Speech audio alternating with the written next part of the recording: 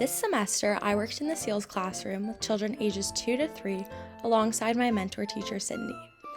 Through my observations, I noticed how much the SEALs loved building, stacking blocks, and using pretend play.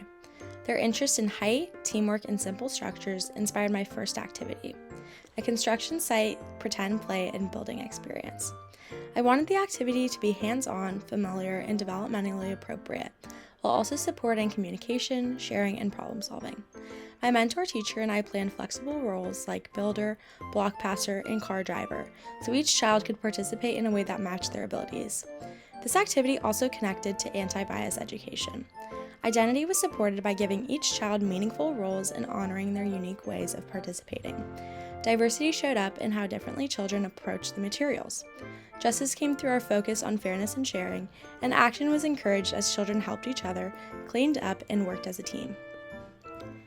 In my setup photos, you can see the construction area I arranged outside, with wooden blocks, toy cars, and tools.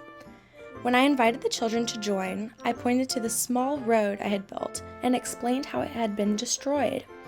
I then asked if any of them could help me rebuild it. Immediately, several children came over, excited to build. Throughout the activity, I used two main teaching strategies: modeling and asking open-ended questions. I modeled problem solving by thinking aloud, saying things like, this block keeps falling, maybe we should lay it flat. I also asked guiding questions such as, where should this building go? These supported communication, curiosity, and shared decision making. During the activity, I observed several DRDP measures in action. The first measure I noticed was COG9, cause and effect, as they experimented with balance and structure.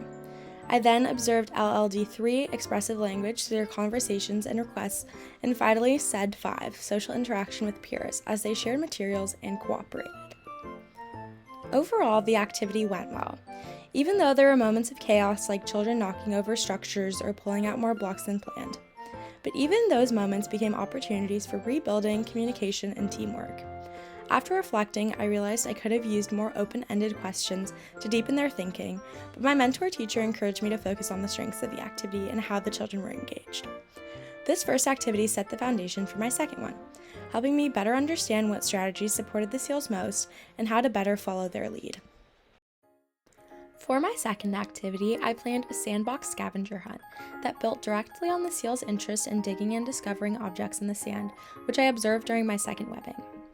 After reflecting on my first activity, I knew I wanted to simplify the structure and focus more on communication, open-ended exploration, and following the children's lead. I wanted an activity they could jump into naturally while still supporting cognitive, language, and social development. To set up, I hid shells and small toy animals under the sand and placed sifters and shovels on top. A few children were already watching me prepare, so the invitation happened smoothly. I told them I hid all kinds of treasures in the sand and encouraged them to see what they could find. Right away, they grabbed tools and began digging with lots of excitement.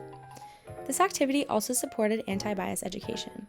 Identity was honored by allowing each child to explore in their own style. Some dug quickly, while others observed or sifted carefully.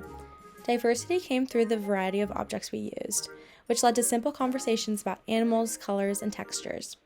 Justice was encouraged as children practiced sharing tools and taking turns, and action appeared when they helped each other dig or pass tools to a friend. Because of what I learned from Activity 1, I approached this experience with more intention and confidence. I kept strategies that worked well, like modeling cooperation, but focused more on asking simple, direct, and open-ended questions that connected to what they were discovering. Throughout the scavenger hunt, I used strategies such as open-ended questioning, encouragement, and acknowledging positive behavior. When children uncovered items, I asked them things like, what color is it? Or where does this animal live? Or have you ever seen this before? These questions helped extend their learning and supported their language development. I was genuinely so happy with how engaged the children were. Compared to my first activity, the communication felt much more natural. The children were eager to answer my questions, and many of them even began asking me questions, like, what is this one called? Or where do crabs live? Their curiosity showed me how invested they were, and it helped me see how my questioning strategies had improved. The activity felt lively, collaborative, and joyful. As the children continued to find shells and animals, I invited them to bring everything into a shared pile. Once we had a collection, we sat together and sorted out and counted all the treasures. The children helped me separate shells from animals and counted each group out loud with me. This supported both cognitive development and communication skills, and they were very proud of the many items they discovered together. I also acknowledged their positive social behavior, saying things like, "Thank you for passing that to your friend," or "You're working so nicely together." These small moments supported cooperation, turn-taking, and pro-social communication. This activity supported several DRDP measures, including COG2 problem solving, through using tools, persisting and digging, and experimenting with sifting. I saw PD Health 4, fine motor and manipulative skills, with them handling shovels, sifters, and small objects, and finally LLD1, communication and language use, through describing their discoveries and asking questions. Overall, the scavenger hunt went very well. The children were deeply engaged, excited, and eager to participate. A few became protective of certain tools or objects, but I used those moments as opportunities to model gentle communication and sharing. My mentor teacher was really pleased with how it turned out, and we both agreed that I seemed much more confident and flexible than I did in my first activity.